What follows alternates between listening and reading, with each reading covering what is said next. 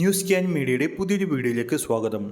വളരെ പ്രധാനപ്പെട്ട റേഷൻ അറിയിപ്പുകളാണ് നിങ്ങളുമായി ഷെയർ ചെയ്യുന്നത്.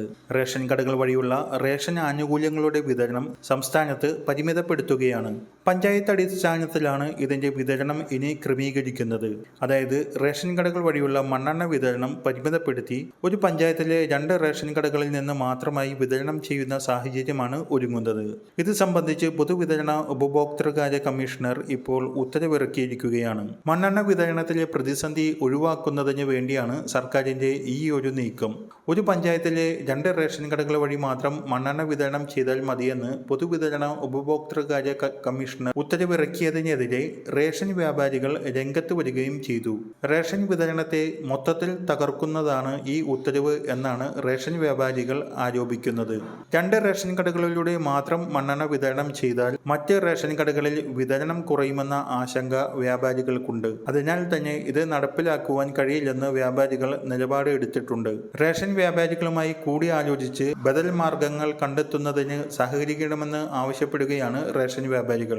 നിലവിലെ ഉത്തരവ് പ്രകാരം 3 മാസത്തിലൊരിക്കൽ മഞ്ഞ പിങ്ക് കാർഡ് ഉടമകൾക്ക് 1/2 ലിറ്റർ മണ്ണെണ്ണ റേഷൻ കടകളിൽ നിന്നും വാങ്ങാം. നിലവിലെ ഉത്തരവിന്റെ പശ്ചാത്തലത്തിൽ മണ്ണെണ്ണ വിതരണം സംസ്ഥാന വ്യാപകമായി ഏറ്റെടുക്കില്ലെന്ന് റേഷൻ ഡീലേഴ്സ് അസോസിയേഷൻ കമ്മിറ്റി വ്യക്തമാക്കിയിരിക്കുകയാണ്. റേഷൻ കടകളെ 2 തട്ടിലാക്കുന്നതാണ് ഈ ഉത്തരവെന്ന് AITUC ആരോപിക്കുന്നുണ്ട്. കേന്ദ്ര സർക്കാർ മണ്ണെണ്ണ വിതരണത്തിൽ വരുത്തിയ കുറവ് സംസ്ഥാനത്തിന് വലിയ തിരിച്ചടിയായിട്ടുണ്ട്. അടുത്ത അറിയിപ്പ് മുൻഗണനേതര വിഭാഗങ്ങളായിട്ടുള്ള നീല വെള്ള റേഷൻ കാർഡ് ഉടമകളിൽ നിന്ന് റേഷന് പ്രതിമാസം 1 രൂപ വീതം സെസ് പിരിക്കുവാൻ ഇപ്പോൾ നീക്കങ്ങൾ ആരംഭിച്ചിരിക്കുകയാണ്.